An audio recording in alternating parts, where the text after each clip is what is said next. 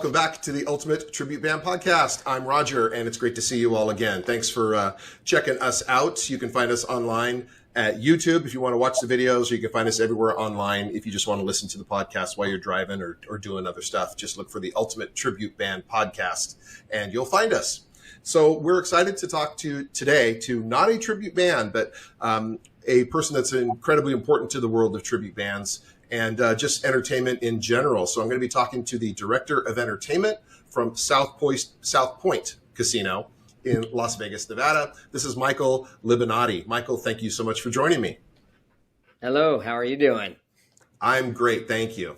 I've had a chance to meet Michael over the past few years. He and I have talked a few times, and I've stayed at South Point, and quite honestly, if you're kind of looking for a bit of that old school Vegas vibe, that's kind of my place to go to now at this point. It's kind of my vibe. So I like South Point. I'm a big fan of it. And give us your background. First of all, Michael, how long have you been at South Point Casino? I've been at South Point for 13 years. I've been in the entertainment industry coming up on my 30th year in Las Vegas. So all in Las Vegas. Okay. All in Las Vegas, you name it. I opened up with MGM in 93, 94. Also Thomas and Mack Center. I started off as a stagehand, just a person that said, hey, I can do it. And little by little, I worked my way all the way up to where I am now. So from sound to lights to audio to cameras to box office to security, you name it, I have done every position in the entertainment industry. So you're definitely one of those guys that whatever somebody else is doing, you're kind of like, I've done this job. I know what it involves, and here's how I would maybe do it.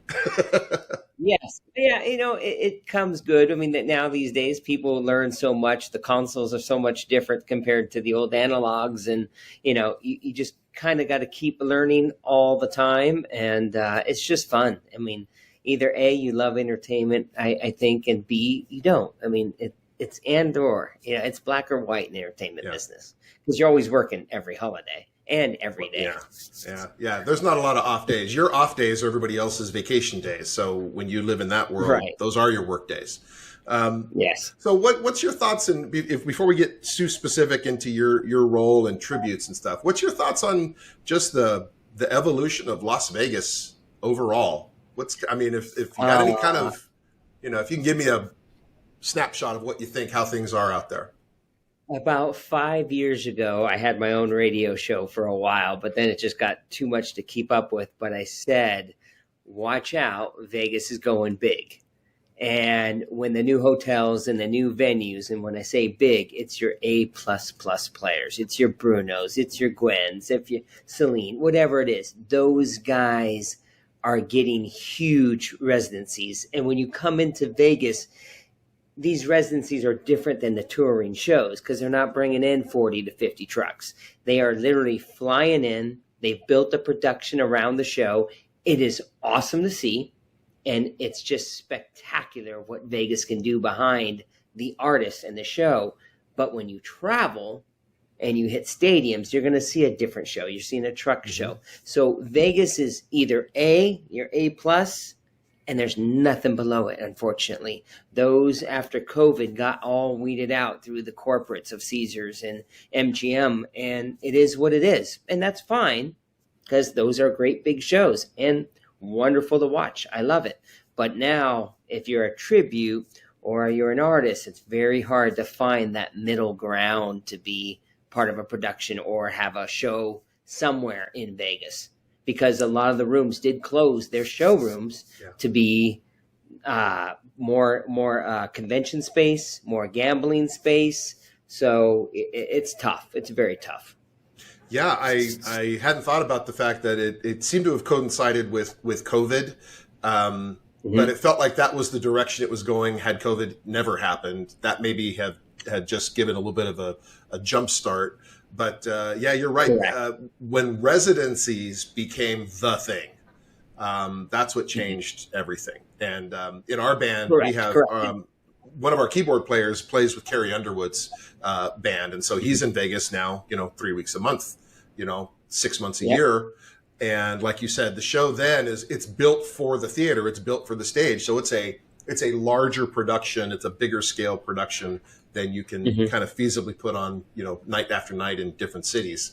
And it's fun to watch. It's fun to see the two different shows. You're going to see an iconic Vegas show, and they're going to put their dollar right into it. But when you travel, you're going to see a different one. And it's the feel of Vegas, and it is what it is. And it's awesome. I enjoy going to shows. It's different to see, but it is what it is. But it certainly has, like you said, it's kind of pared down the options for those level down bands, and certainly just the covers and the just the variety dance bands that were such a staple of lounges all over Las Vegas.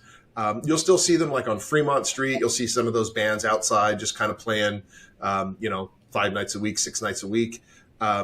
And some of the lounges in some of the casinos are still doing lounge bands, but maybe now they're just the Friday, Saturday, Sunday, or Thursday. You won't see Sunday, Monday, Tuesday, Wednesday as much anymore. So yeah, the options to book are becoming a little less there. And so let's talk about then what you do for a living on a regular basis. One of your primary roles is to fill your calendar with entertainment every weekend. Now, how does South Point work? Is it just the Friday, Saturday, Sunday? Do you go into Tuesday or Wednesday, or is it primarily just the weekend? Prior to COVID, it was national acts on Friday, Saturday, Sunday. After COVID, there was a demand here at the South Point. We got a lot of new people, a lot of new guests, a lot of new conventions. Just a different snowball came in to our property, and I ended up going Tuesday through Sunday. So now 6 days a week. So I will do a midweek, 3 shows with 1 act, and then finished another 3 on the weekend. So that is a consistency now since after COVID, where I'm running 6 days a week. And then I have my conventions that I fill at the South Point and with our national acts. And it's a Rubik's Cube and a puzzle to make work here at the South Point. I have to say, in my 30 years, this is the busiest casino I've ever worked for. I have ever been a part of, compared to MGM, Caesars, and working for multiple properties. Mr. Gone and the South Point Hotel and Casino has a following, and it's just great to be able to put on these great shows and be a part of this wonderful team. So busier just in terms of there's more nights you're expecting to fill year in and year out kind of thing? Is that what you mean? Less dark nights? Correct. I mean, now that we're going 6 days a week, occupancy levels very high. So we have bowling tournaments. We have, let me back up real quick. South Point Hotel is 2,000 hotel rooms with a timeshare with another 2,000 hotel rooms. Oh, okay. We basically almost sell out our rooms 80 to 90% every single day. Then we have 3 horse arenas indoors, 1 horse arena outdoors, 2 bowling alleys, 1 for bowlers that are in tournaments only, and then we have our regular bowlers that are weekly in leagues. Then we have 11 restaurants, a convention center, an exhibit hall. So this puzzle that I am happy to be a part of is always moving. So if convention needs my room, I will do a day thing and then pop my show on top of it, or vice versa, show during the day and then a nighttime convention. We're a well-oiled machine how this thing works, and we all just play a hand, and we're all great directors, and we do our job very consistently. And thank God for these little phones and things. You can always get a hold of us, and we do it really well. So my little room here in the showroom is 380 seats. It's running 6 days a week from Bill Medley, Human Nature, Bronx Wanders, Rita Rutner, Gary Puckett. I mean, you name it. There's shows 6 days a week, and it's just rotating every 3 days where people are coming in and out. That is a lot of plates spinning, that you've got to keep coordinated. Like you said, it's not just shows, it's conventions, it's meetings, it's banquets, there's all kinds of different things happening. And then obviously all the people, the guests that are just coming and going. it's a lot. And to parlay what you said about shows, your A+ shows, and where all these people are BC as of tributes, as of those Tonys and Frankie Avalons, and where do they fit in? I try to get everybody I can. Now it's coming where I don't even have enough days in a year or weeks in a year to add more entertainment. And to you, we've talked a while, and I haven't gotten you in yet, but it's a fine-tooth comb on how this is orchestrated here as of, I call them the repeat offenders, your Frankie Avalons, Tony Orlando, Gary Puckett's. They sell out. Why am I going to get rid of them?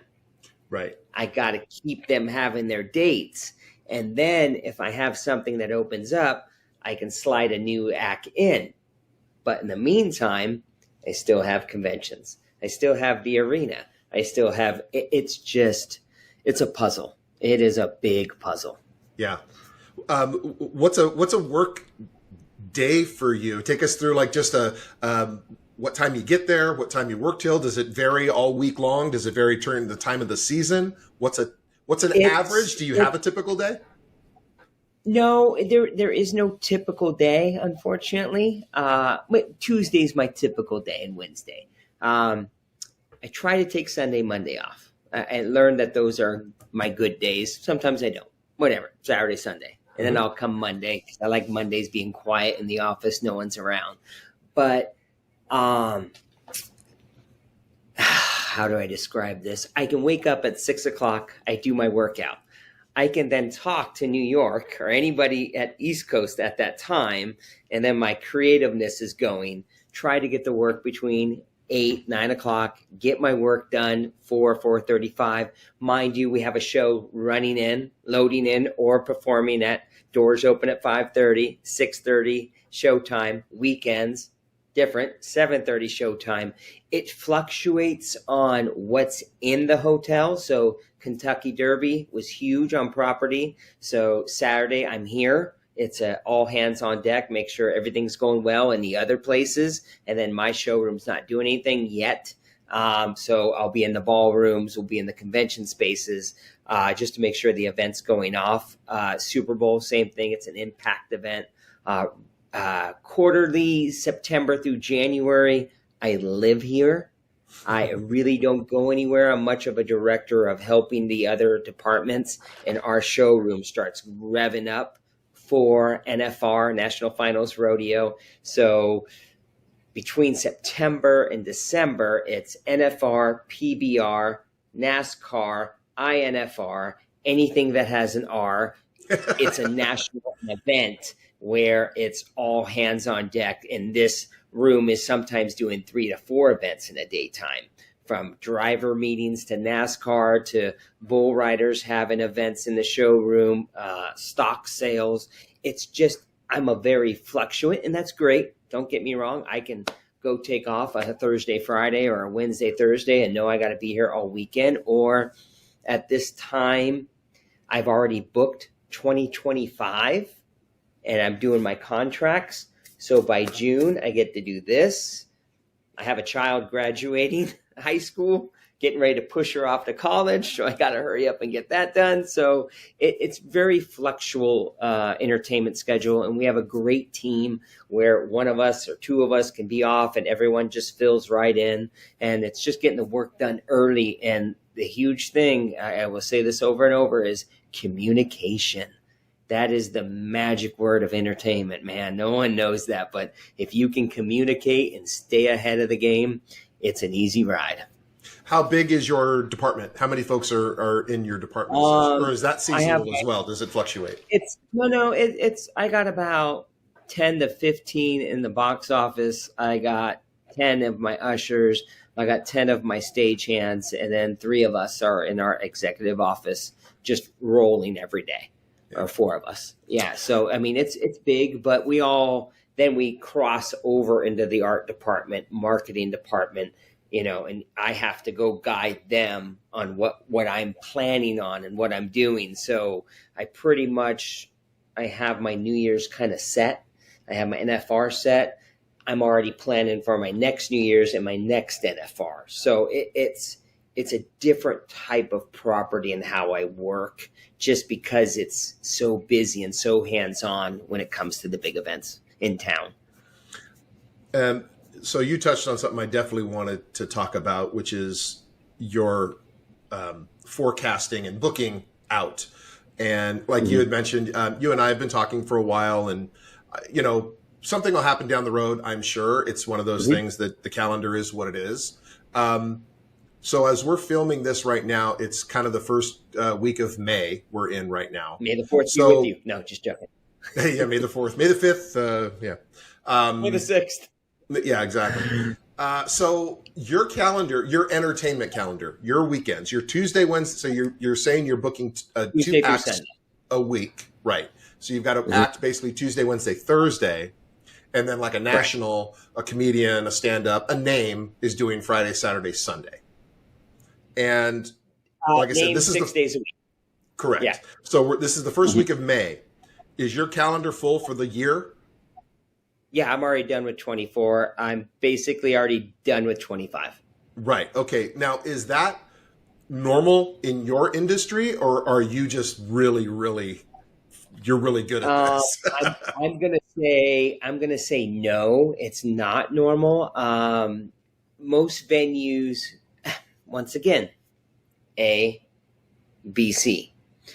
The A plus guys, they know their big events that they're doing. They got their fights. They got their big events. They got their Justins. They have their calendars. And then once they have their big lockdown dates that they have their big A plus, then they can fill in other dates like rentals or co-promotions and stuff like that. Mine is further out. I have the different demographic as of the older people who are coming into my hotel that want to see their same people, their same idols and whatever it is, and how the hotel runs. So for me to be out a year helps me. So if another event wants to come in, I can coordinate it. I can move around event if it's really an impact where they need my showroom or cancel. That's why I got to be way out in front. So it's a little different than the big ones, the big boys on the strip. You've got your kind of your perennial bookings, your folks that do well every year. You mentioned Tony Orlando, the Righteous Brothers kind of thing. Those kind of like, those legacy national names that do well, and you're going to sell out a weekend with those folks.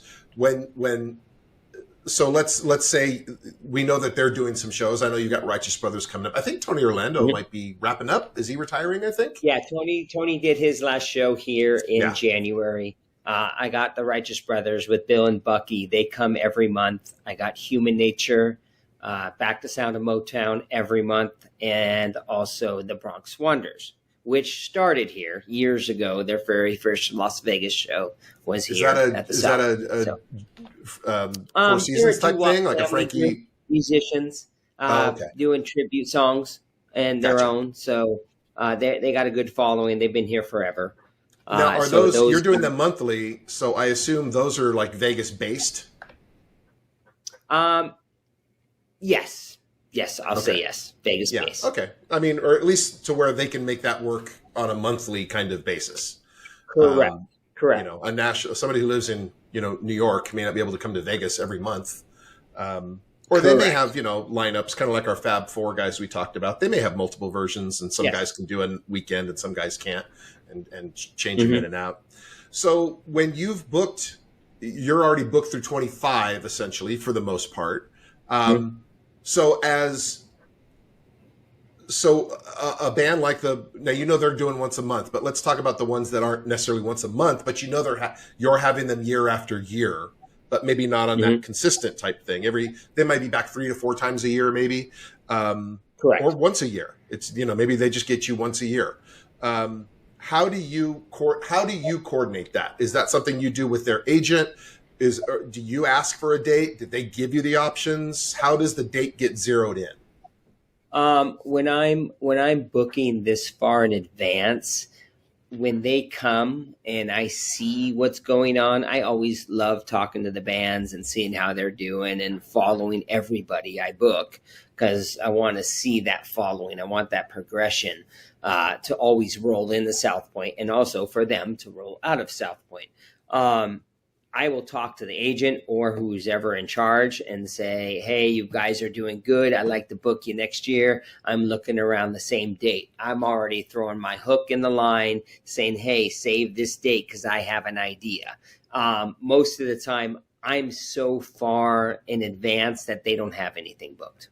So it makes it easy for me. I'm usually their first bookings in their next year because I'm booking in January, February, March in that first quarter, so I could be done by the second, third quarter of my contracts. So another advantage to your process of kind of really getting out front there is you can be in control of the dates you're filling in with who. Correct. That's big. Correct. Yeah, that's big. Yeah. So let's talk about. Go ahead. Yeah, go ahead. Excuse me real quick. 90% of the time, I'm ahead of any of their bookings for the following year, and then they plan around me. Makes my job easier. Absolutely. It's a process. Yeah. When you do this as long as you have, I'm sure you've developed processes over time that work for you, and it helps streamline some of those things. And I think that's awesome. Let's talk about what I know a lot of folks who are watching this and listening to this kind of want to talk about. You receive, could you gauge what, well, this is why we want to be here today a little bit. So you receive what? First of all, when folks find out who the entertainment director is or who the booking person is, who's in charge of booking a particular venue, and casinos are, in my world, casinos are challenging to get through the maze of who actually kind of is the yes or no person. You're never sure you're actually talking to the person. I think we're reasonably confident here. We're talking to the person that says yes or no to who's playing in his theater. So how many would you say you receive on a weekly, monthly, yearly, daily, when you receive a direct connection to you where somebody says, I have a band and I'd like to play there? Can you give it? Do you have an idea? Yes. Let's just start the conversation here. Go to my Instagram, Libos, and then another S, stage, Libo stage at Instagram, and you'll see all the stuff I say. I probably receive over the weekend, and it goes into my spam, and I pull it out. I'm a very, very different director. I like to look at everybody's EPKs or emails because I always believe there's a diamond in the rough. A lot of people I have discovered has been me digging through. Now, with that being said, that ain't the normal of a director, a guy who owns a bar, a venue, a theater, an agent. They ain't going to do that. I'm one of the few that try to return 90% of my emails and phone calls. And if you call my voicemail, it literally says, email me. Just email me, because I'm going to ask you for the same thing when I talk to you. And you're going to get diarrhea of the mouth, and you're not going to let me speak. And basically you're done right then and there. B, you send the EPK. What's that? 90% of the people out there have no idea what an EPK is. Let's try this. Electronic Press Kit. That means this is your interview. You're going to send an email. It's going to say, hi, I'm John. Michael, I want to play at the South Point Casino. And then you're going to send a picture. You're going to send a video. You're going to send everything that you would want to say, and also shake my hand and say who you are. If that doesn't come across well, or you go diarrhea of the mouth and you send me 2 or 3 pages of stuff or links or pictures of you back in 1960 and you don't look like that now, guys, you ain't getting a job. It's an interview process. You're shaking the hand of that venue, that agent, that director, and you're saying, hire me. That is the most important thing to do for any band, any show, anything that you can do. If you do it wrong, kiss it goodbye. It's sad to say, but you're living in a 10 to 15 second pop. And I'm going to say this, Roger, during COVID, I was frustrated because I couldn't do much. So I started helping people with their EPK. And then my better half coming out of COVID said, why don't you build a course? Why don't you go out and help people? It frustrates you every week when you go in. Like I said, I'll get 100 emails. There may be one good one a week, one that says, oh, I kind of like that. I'll open it up and go, hey, you have a great EPK. This looks wonderful. Sorry, you're not for my venue, but good luck. That's the least I can do. And you'll be very surprised. Sometimes I get things back that say, you don't know what you're missing. I'm like, that just blew your chances of getting booked right now. But well, and it's also, I don't mean to interject there, but people have to realize in situations like yours, folks like you, you're not isolated out there. You folks will chat. You folks will talk. And not that one may stand out to that point, but if you come off as kind of unfriendly and you kind of have an attitude or an ego, yeah, that word could get around. And it's never good to be that way. Always be humble and take the response, you know? Correct. And the thing I teach in my course, and they get one-on-one with me like this, or they come and meet me, is that there's never no. There's never a no. Because Roger, look how long we've talked. We've kept an open conversation as of, hey, I'm not there yet with your band, but we'll get there. It's timing. Entertainment is timing, the right place at the right time, because number one, we don't want it to fail. We want you to keep coming back. We don't want you to be a one and done. So you always got to think of the guy on the other side actually knows what he's talking about. And let's just keep the conversation open. And I call that conversations that convert. It's how you email and how you talk. It works. So like I said, in my course, I teach people how to build the EPKs. I teach them their bios. I how you write that email. It's just simple. But when it comes from me to teach people, they're like, oh my God, I didn't even think of it. Yeah. Right. Just think, one booking is a lifetime of bookings. Right. Yeah. No, it's a great point for folks like you. Now, you did start this by prefacing with, you're a little unique among other directors of entertainment, other folks who have that say about bands. You are more open to it. And I'll give everybody a little bit of background here. How I met Michael, I was in Vegas for something completely unrelated, and I was staying at South Point. And my band's played Vegas many times, but we hadn't played since COVID. So we haven't been back to Vegas since COVID started. We played a lot in the late teens, and anywhere between 14 and 19, we were there a good amount. But we had never played at his place. But I walked in, I saw who they have playing there. I saw their clientele, which I think goes to your point of, yeah, your band's great, but it's not right for us. I mean, you may be a hard rock band, you may be a, whatever type of band, but it's like, that's not going to do well here. Doesn't mean you're not good. So I kind of thought our band would probably work with your clientele. And so what I did was I just basically asked the people there at the casino, who's your entertainment director? And they were very nice. They gave me your name. I called your extension. You answered the phone and you basically said, oh, I'm here right now. Let's talk. And so in a completely random, coincidental way, you were open to talking. You were open to hearing about the band. I sent you a link. And it was because I was in my hotel room. I didn't have my short little, promo version. I just said, well, here's a link to a concert we just did at a casino in California. And I think you said you probably watched 15, 20 minutes, or you had it on in the background while you were working. And so you must have heard most of the concert. And I went, well, don't ever expect that. I always tell people, keep your promo short and make that impact quick. Quick to that. But you were very open to it. And I think that's, a lot of props to you for that. So I say all that to say this. most people do not do what you do, and they don't open that email. So what can somebody do? If you can give us a little tidbit on this course, and we'll talk about more about how to get the course, but how can somebody's email stand out to somebody not like you, who's more inclined to just dismiss? What can somebody do?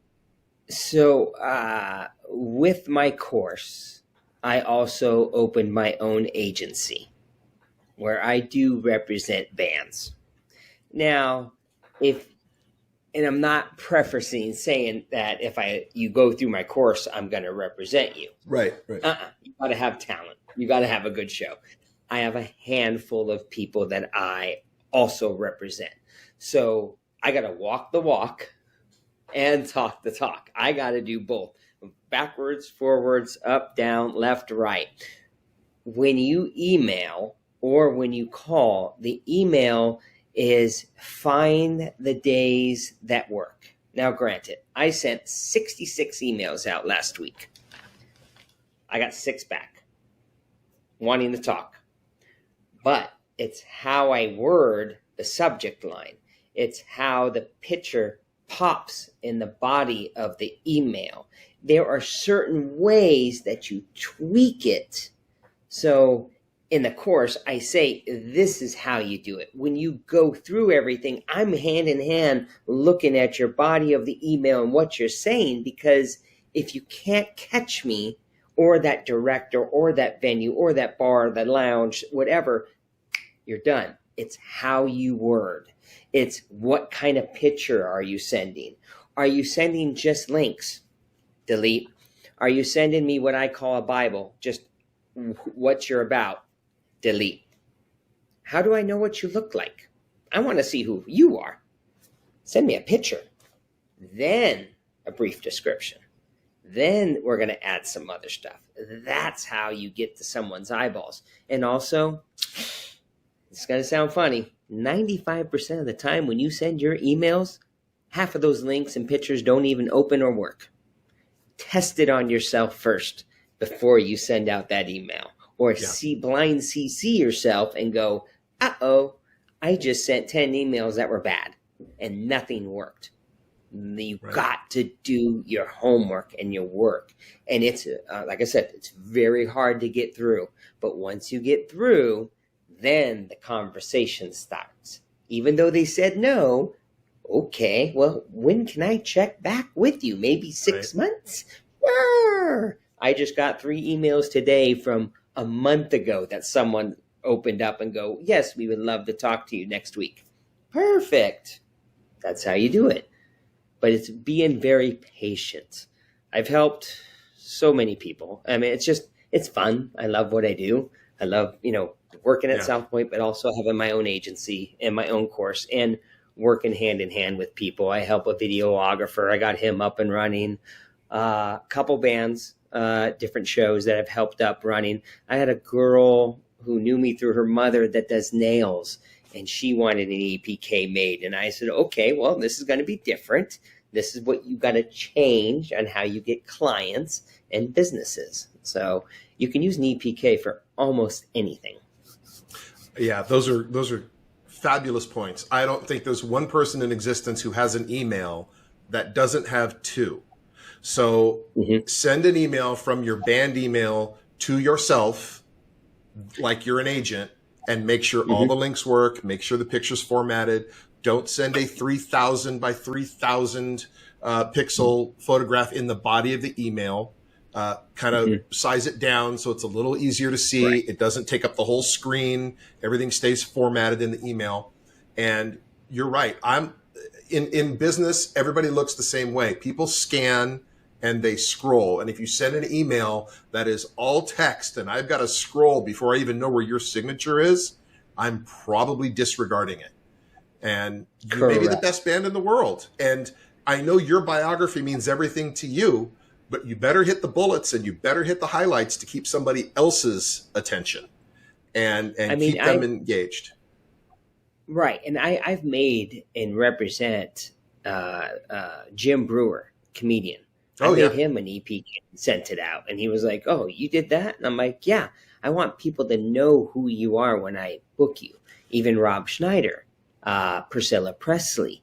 I mean, these are big names that don't need it, but no, put in the work, put in the effort, give yourself that interview. So when they open up, it's like, wow, this is who I want to book. I want to know more info. Maybe I can do something else later down the road.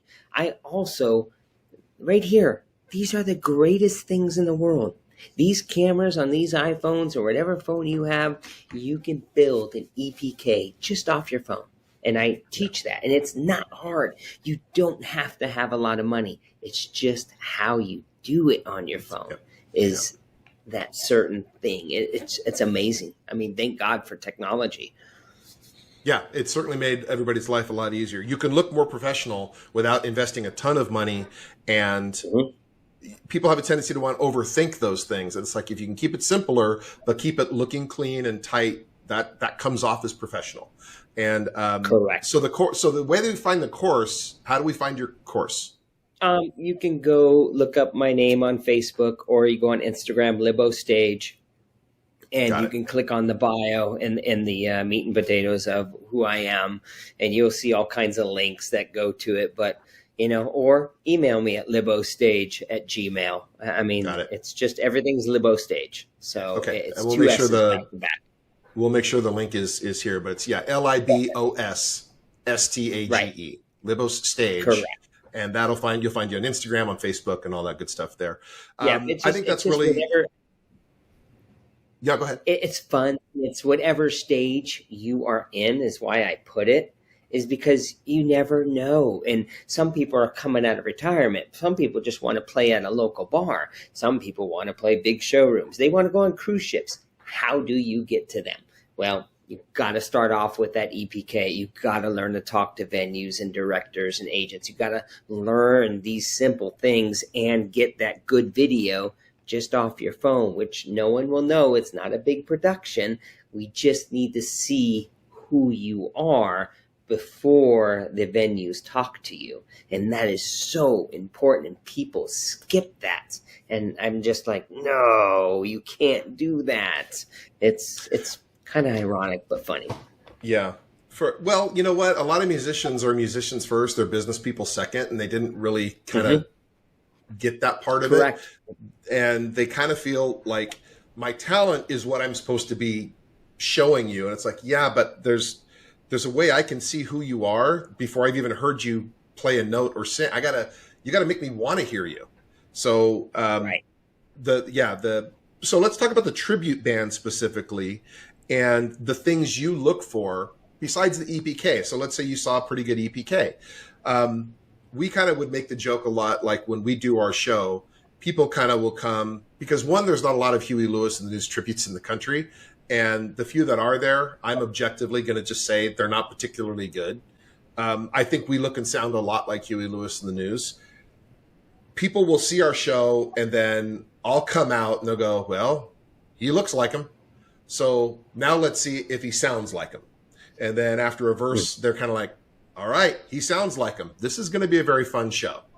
When you're looking at tributes, are you looking for some level of authenticity? Like Vegas is known for celebrity impersonators, the Elvis shows for decades, and Frank Sinatra's and Marilyn Monroe's. These are full-on actors impersonating, and they're finding everything they can to impersonate. There's a great Prince tribute that goes on out there. I think he just moved because Tropicana got knocked down. But he's really good. He's excellent. When you're looking at a tribute, a specific tribute, an artist tribute, not a genre, are you looking, how much do they look and sound like the real thing? When you say the word tribute in your show, then you're saying you're going to be that person. You're going to act. You're going to sing. You're going to move like that person. If you say experience, then you don't have to act or portray. You're just doing the music of it. So if we are Huey Lewis tribute, then I'm going to look for every detail possible. If you say Huey Lewis experience, I know where to rate you. You're just going to be playing the music and not really portraying Huey. Now, back up, tribute. Okay, let's go. I'm going to look for everything. Now, if you've touched my heart chord of music, I'm going to go, ho, ho, ho. Here we go. Now I'm really going to see how good you are. For me, that would be Phil Collins, Michael Jackson, the Foreigners, the Supertramps, the Rolling Stones, the classic rock, Huey, which I listen to when I run. So I'm going to watch everything. And now, the funny thing is when you've worked with all those people and now you're booking their tributes, it's like, okay, let's see what you got. And I don't mind to be critical as long as the person on the other end can be, hey, thank you for the info. I'll do that next show. You should do it this way. I've worked with this person because I know who he is, or I know that band. Just change a little bit. Be open to criticism. So if you are a tribute, then you're putting on the gear. You're getting into your show mode. You're getting into who you're portraying, and you're going out there and don't leave that at all. Stay in the zone. Interesting. Because I find that sometimes when you leave it and you become yourself again, the people in the audience are, wait, no, he was Huey, but now he's Fred. Wait, what? And you get confused, especially when you do icons of the Marilyns, the Michaels, the Elvises, the Franks, the Dean. You have to stay in character. You can't come out of that because you're sucking them into your world. You're sucking them into the stage. You're giving them something that they haven't seen in a long time.